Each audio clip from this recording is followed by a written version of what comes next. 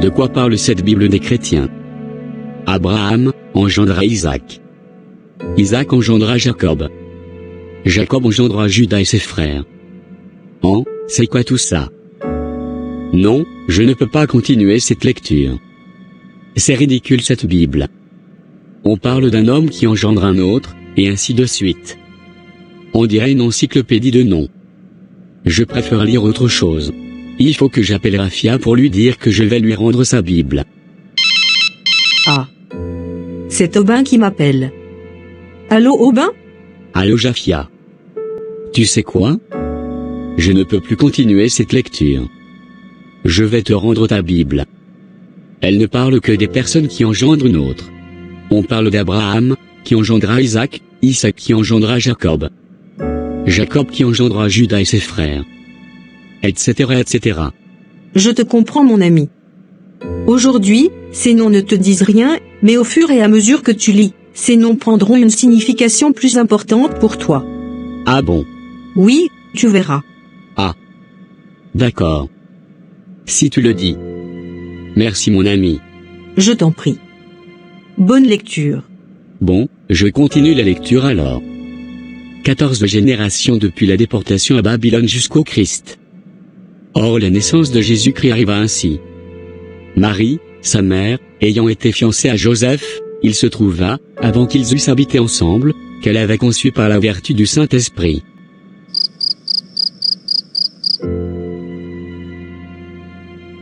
Waouh! J'ai passé 6 heures de temps à lire sans le savoir. Je dois aller dormir. Demain je vais reprendre la lecture. Mon fils. Tu es debout?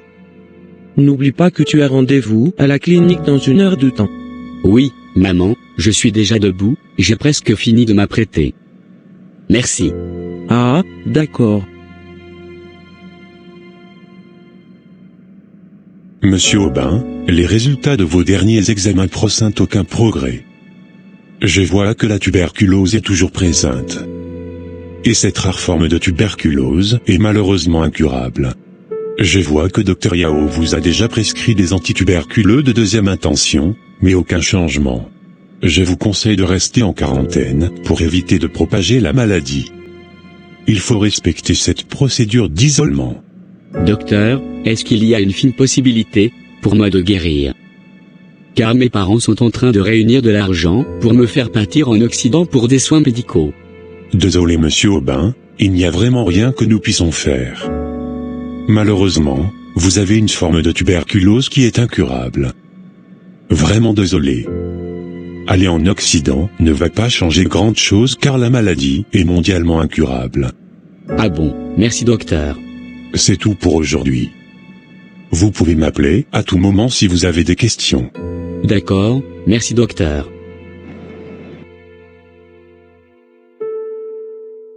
Je suis abattu par mon état de santé, pourquoi c'est à moi que cela arrive? Que deviendront mes parents si je quitte ce monde? Je suis leur seul enfant. Bon, je vais rentrer à la maison. Au moins, la seule chose qui me réconforte c'est la lecture de la Bible. Bon, je m'étais arrêté où? Ah voilà. Dieu a oint du Saint-Esprit, et de force Jésus de Nazareth, qui allait de lieu en lieu faisant du bien, et guérissant tous ceux qui étaient sous l'empire du diable. Car Dieu était avec lui. C'est au nom du Père, et par le Père, que Jésus a fait ses miracles. La Bible contient beaucoup de miracles de Jésus. Waouh! Si Jésus a guéri toutes les personnes malades qui venaient à lui, peut-être que moi aussi il pourra me guérir. Je dois m'attacher à ses guérisons.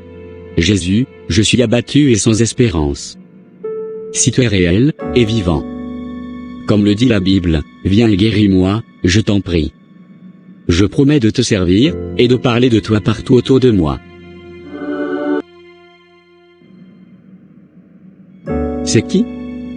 Quelqu'un m'a touché. Je sens une présence. J'ai peur. Quelqu'un vient de toucher mon épaule, pourtant je suis seul ici. J'ai vraiment peur, je dois appeler Rafia. Allô Rafia. Allô Aubin, bonjour. Rafia. J'ai peur. Quelque chose d'étrange vient de se passer. J'étais en train de prier, et quand j'ai invoqué le nom de Jésus, et j'ai senti une présence, comme une main qui s'est posée sur mon épaule. Pourtant je suis seul ici. Ah bon? Non, non, n'aie pas peur, mon ami. Tu as eu une visitation divine. C'est une grâce. Cela m'est aussi arrivé une fois. Dieu surgit dans nos vies pour en changer le cours et les circonstances. Remercie Dieu d'avoir entendu ta prière et continue de lui magnifier ta gratitude. Tu ne dois pas interrompre cela. Commence à dire à Dieu que tu lui donnes ta vie et donne-lui le contrôle de ta vie. Merci mon ami. Je suis rassuré. Après avoir donné ma vie à Jésus, c'est quoi la prochaine étape? La prochaine étape, c'est de continuer de lire la Bible, car Dieu te parlera à travers sa parole. Ensuite, tu dois beaucoup prier, c'est-à-dire parler à Dieu, tu dois joindre une communauté chrétienne. Pour finir, tu dois parler de ce que Jésus a fait d'envie aux autres autour de toi. Gagner des âmes à Dieu. D'accord, merci encore mon ami. J'aurais bien voulu te rencontrer pour en parler davantage, mais sous ordre du médecin, je dois rester en quarantaine pour éviter la contagion. Ah d'accord. Pas de souci, on va s'appeler, et aussi faire des prières ensemble en ligne, sur Zoom. Il faut aussi faire la prière que je t'ai envoyée pour donner ta vie à Jésus. D'accord mon ami. Seigneur Jésus. Je suis un pécheur, et j'ai tant besoin de toi dans ma vie.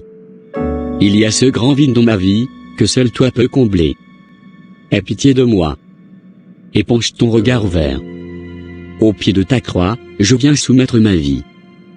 Pardonne tous mes péchés, et lave-moi par ton sang précieux. Ce sang sans tache qui fut versé pour moi sur la croix. Je t'ouvre la porte de mon cœur au Seigneur Jésus, viens et entre dans ma vie. Je te confesse de ma bouche et te reçois aujourd'hui comme mon Seigneur, et mon Sauveur personnel. Je crois du fond de mon cœur que tu es mort pour moi, et qu'au troisième jour Dieu t'avait ressuscité d'entre les morts. Aubin? Oui maman? Mon fils, ne reste pas trop en chambre. Sors de temps en temps. Maman, je lis beaucoup ces temps-ci, raison pour laquelle je suis beaucoup en chambre. Ah d'accord. Sinon, tout est si silencieux, que ça m'inquiétait. D'ailleurs, je ne t'entends même plus tousser comme auparavant.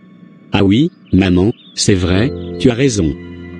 Par rapport à la toux, j'irai à la clinique faire de nouveaux examens. D'accord. Et s'il te plaît, appelle ton père, on va se mettre à table. Monsieur Aubin, c'est étrange. Les nouveaux examens ne montrent aucun signe de tuberculose. Ah bon? Et qu'est-ce que cela veut bien dire, docteur? Que je suis guéri? Apparemment, oui. Et cela nous étonne tous à l'hôpital. On ne sait pas comment cela a pu être. Ah bon?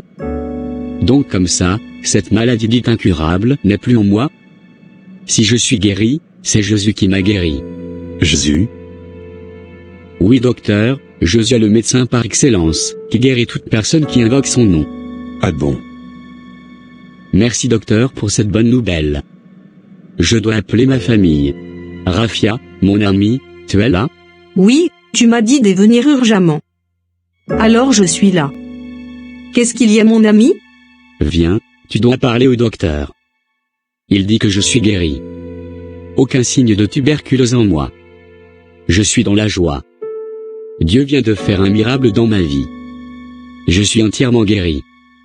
Sans médicaments, seul Dieu. Ah bon? Alléluia. Dieu est bon. Gloire à Dieu pour ce miracle mon ami. Oui, toute la gloire à Dieu. Merci mon ami. Toi qui m'as emmené à Jésus.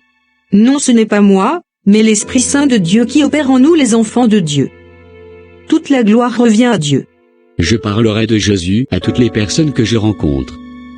Je vais commencer par cette clinique.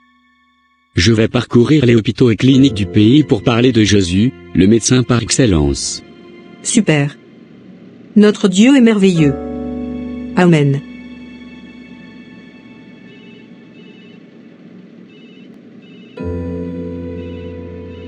Matthieu 28, 19, 20, allez, faites de toutes les nations des disciples, les baptisant au nom du Père, du Fils et du Saint-Esprit, et enseignez-leur à observer tout ce que je vous ai prescrit. Et voici,